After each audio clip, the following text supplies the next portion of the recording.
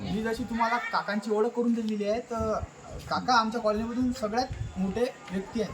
तर आमच्या इथं बजरंगबलीचं मंदिर आहे, खूप जुन्या काळातील बजरंगबलीचं मंदिर आहे. तर त्या काळातील काही जे त्यांच्यासोबत घडलेले अनुभव व गोष्टी आहेत त्या आपल्यास पोचवण्यात काका आपल्याला सांगतील. तर सांगा का. या मंदिराबद्दल. हॅलो हॅलो चालू आहे चालू चालू आहे. आहे. इकडे येऊ राहिलं. डॉक्टर देवराव जादूगर हां. त्यांना देव म्हणत होते. अच्छा. अरे बापरे. देव कशाबद्दल म्हणत होते. देव एक जादूगर होते ना ते. अच्छा. जादू और हनुमानजी बाबा त्यांना प्रसन्न होते, जागृत करत होते ते. देव जागृत करू. देव जागृत करत होते. हनुमानजी त्यांच्याशी बोलतही होते. हां म्हणजे लाईव्ह बोलत होते. हां जागृत करून. जागृत काय करत टाइमिंग होते. होतं त्यांचं जागृत करायचं. जागृत त्यांची विधी होती की एका दिवसामध्ये 21 मंदिरातून शेंदूर आणायचं. 21 मंदिरातून सिंदूर आणणं आण होतं. हो आणायचं आणि त्यानुसार हां. ते हनुमानजी बाबाला जागृत करत होते. स्मशानवटीमध्ये जात होते. स्मशानभूमीमध्ये. हां स्मशानवटीमध्ये जात होते. और ज्यांना समजा हनुमानजी बाबा पाहायचं असेल ते त्यांच्यासोबतही जात होते. आणि एक असं घट बनत होते. घट म्हणजे तो थोडा हां तार वगैरे. नाही असं एक भात टाकत होते. म्हणजे कशाचं समजा आपल्या पिठाचं म्हणा, पिठाचं वगैरे. ते मंत्र वगैरे होते. आणि तुम्हाला जर पाहायचं असेल तर ते तिथं त्यांची विधी चालायची. तुम्हाला त्या घटामध्ये बसून द्यायचं आणि तुमचं समजा तुम्ही जर बेशुद्ध जरी झाले तर शुद्धीवर आणणं त्यांचं काम होतं. त्यांचं काम. पण ते घट सोडत नव्हते. आणि प्रत्येक याला पौर्णिमेला ते तावीज वगैरे सुद्धा देत होते.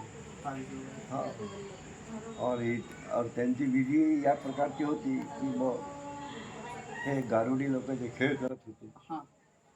तर त्यांच्यापेक्षाही विधी त्यांची म्हणजे यांची जास्त विधी जास्त होती, यांना जास्त समजत होतं. जास्त समजत होतं त्याचं. म्हणजे बजरंग जागृत करणं सोपं नाही. हां सोपं नाही आहे त्यांचं. हां विधी जास्तच हां लागतात. म्हणजे गारुडीचे खेळ चालत असे म्हणून त्यावेळेस. अच्छा.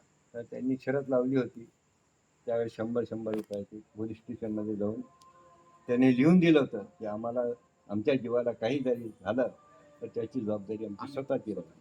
हे त्यांनी लिहून दिलं. ऍक्सेप्ट केलं त्यांनी. हां तर गारुडीचा खेळ झाला होता ते जवळजवळ 1967-68ची गोष्ट आहे. त्यावेळेस सगळे लोक पाहायलाही होते. हां खूप लोक पाहायला होते. आणि ते जादूगर जे गारुडी होता त्याला सांगितलं की बाबा म्हणे हा 1 रुपया देतो मी तुम्हाला, मी गायब करतो म्हणे, तू आणशील का म्हणे. हो आणतो म्हणे. मग त्यांनी तो रुपया घेतला आणि गायब केला. हा गारुडीवाला गेला त्यानं तो रुपया आणला.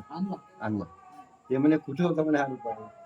तो म्हणे तुमची अरुणावती नदी आहे म्हणे, त्या नदीच्या याच्यात म्हणे धोबीचा एक गोटा आहे म्हणे, हां. त्या गोट्याखाली होता. त्यांना माहित झालं गोठ्याखाली आहे. हां ते सांगितलं त्यांना. ते पाहत होते कारण की तो गारुडीवाला एकटा होता हां. आणि हे 7 जण होते. 7 जण. कोण 7 जण. हे मामा जे होते यांच्यासोबत 7 जण. 7 जण होते. यांचे मित्र. हो आणि विद्यार्थी म्हणताय. हां आणि गुरुवर वार नाही करायचं. गुरुवर वार नव्हतं. त्यांनी नाही करायचं, यांनी नाही करायचं, गुरुवर नाही करायचं, बाकी हे करत होते.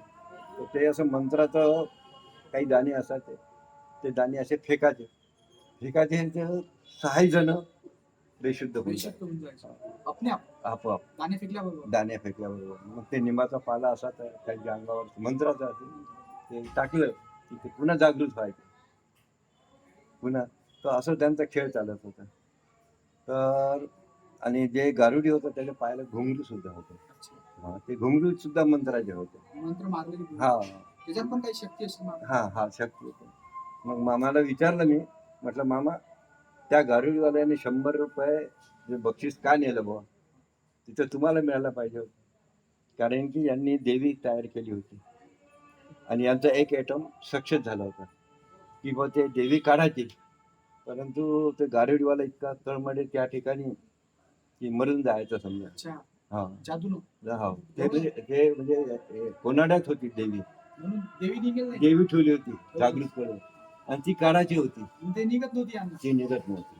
खूप शक्तिशाली होती. हा शक्तिशाली होती. तर मग ते त्यांनी ते निंबू वगैरे दिलं, निंबू ते चिरलं, मग त्याला सोडवलं तिथून. तर त्यांनी ते 100 रुपयाचं बक्षीस नेलं. मग मी त्यांना विचारलं की म्हटलं त्यांनी कसं काय नेलं, तुम्ही तर 7 जण. ते म्हणे आम्ही जरी 7 जण होतो म्हणे, पण तिथं स्त्रीची शक्ती जास्त आहे म्हणे.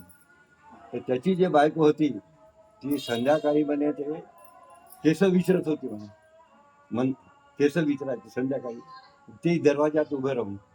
तर ती पॉवरफुल होती म्हणे.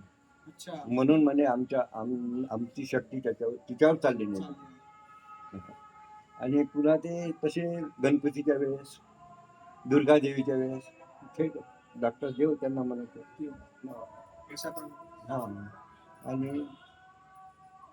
आणि बरेचशे लोकांनी त्यांनी स्मशानभूमीमध्ये जाऊन लोकांनी पाहिलेलं आहे बजरंग बली, ज्याची समजा नाही असत अंधश्रद्धा समजा. हा श्रद्धा आणि हिंमत म्हणजे तिथं जायचं म्हणजे पौर्णिमेला, खूप हिंमत, अमावस्याला घराच्या बाहेरच लोक निघत नाही. ते भूत वगैरे दाखवत होते. भूतही दाखवत होते. तर ज्या लोकांनी बरेचसे लोक गेले होते पाहतात. हा? ते डोक्यावर मामा काय, डोक्यावर काहीतरी कढई ठेवून तळत होते म्हणत होते. डोक्यावर कढई नाही, कढई नाही. भजे वगैरे तळणं डोक्यावर कढई ठेवून. ते मग ते जादूचे प्रयोग करायचे ना. अच्छा अच्छा. हा. ते जादूचे प्रयोग जे असायचे, हो मग ते चिमण्या वगैरे, हो. किंवा तुम्हाला ते याच्यातून ते साखर आपला चिवडा म्हणा, लाडू म्हणा, तुम्ही जे म्हणसाल ते देत होते. हा, तुम्ही जे म्हणसाल, तुम्ही म्हणता मला चिवडा पाहिजे, तुम्हाला बुंदीचा लाडू पाहिजे, ते सुद्धा ते देत होते. ते अशा प्रकारे आप्पांनी आपल्याला गोष्टी सांगितलेली आहे. तर हे अनुभवी गोष्ट आहे, खूप अनुभवी गोष्ट आहे. हा. आणि आमचे वैभव दादा यांना पण खूप मदत केलेली आहे आम्हाला कॅमेरा धरण्याची. आप्पांनी त्यांचा वेळ काढून आम्हाला गोष्टी सांगितलेल्या आहे. तर तुमचे मनपूर्व आभार आप्पा. धन्यवाद.